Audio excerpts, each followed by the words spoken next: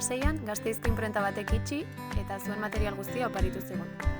Inprimagailuaz gain, beste hainbat makina, zulagailua, gillotina eta soberan zuen material asko ere jaso genituen. Paperak, kartulinak, sobreak, karpetak.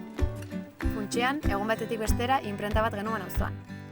Beraz, orduan auzoko liburutegia zena hustu, atondu eta herri-inprenta bilakatu genuen.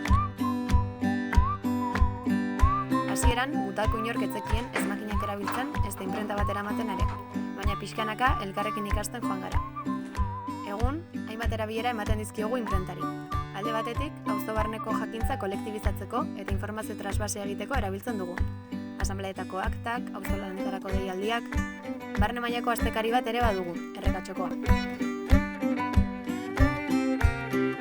Bestetik, auzoko materiala ere ateratzen dugu. Hasiera batean gaitxumeak egiten hasi ginen. Kartel sinpleak, kuadernoan iladunak. Denborarekin, materiala eta jakintza sofistikatzen joan gara. Esaterako gure hurrengo erronka, liburuak egitea da.